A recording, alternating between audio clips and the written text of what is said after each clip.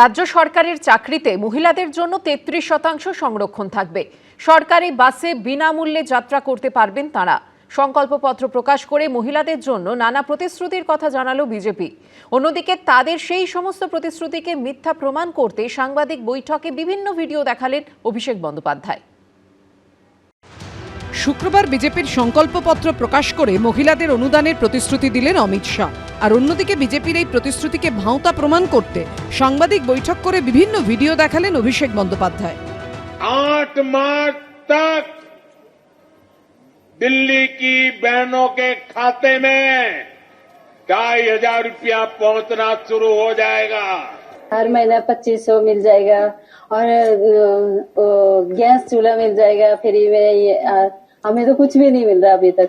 আপনারা যে ভিডিওটা দেখলেন সেখানে আপনারা দেখছেন দেশের প্রধানমন্ত্রী স্বয়ং দিল্লি বিধানসভা নির্বাচনের আগে 2025 সালের ফেব্রুয়ারি মাসে তিনি বলছেন যে যদি বিজেপি ক্ষমতায় আসে তাহলে 8 তারিখে সবার অ্যাকাউন্টে 2500 টাকা করে যাবে।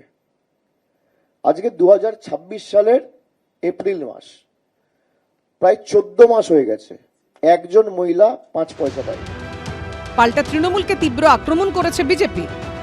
বিভিন্ন সময় ডক্টর ছবি, ডক্টর ভিডিও, বিভিন্ন সময় ভুল কমেন্ট, উল্টোপাল্টা কথা এবং তথ্যের যে এক সংকোচন প্রসারণ নয়, সরাসরি মিথ্যে, অর্নিত ভাষণের চরম যে জিনিস তৃণমূল কংগ্রেস গত 1.5 দশক ধরে দেখিয়েছে, পশ্চিমবঙ্গের বাঙালি আর এসবে বিশ্বাস করছে না।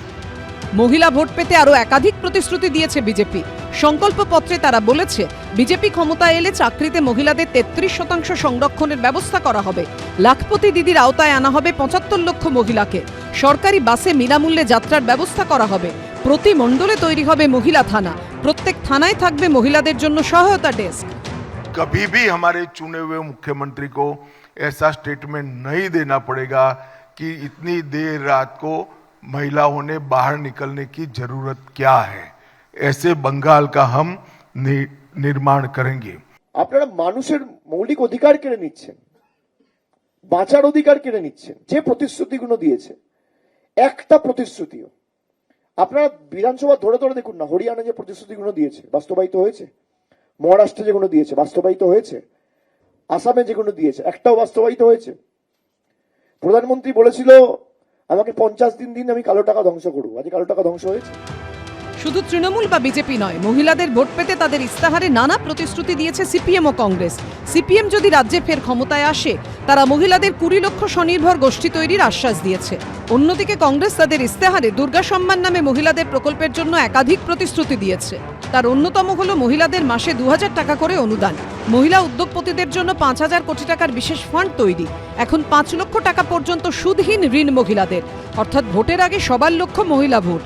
কিন্তু মহিলারা শেষমেশ কার পাশে থাকবেন, সব উত্তর মিলবে 4 মে। উজ্জ্বল মুখোপাধ্যায় ও কৃষ্ণেন্দু অধিকারীর রিপোর্ট, এবিপি আনন্দ। এবিপি আনন্দ, এগিয়ে থাকে, এগিয়ে রাখে।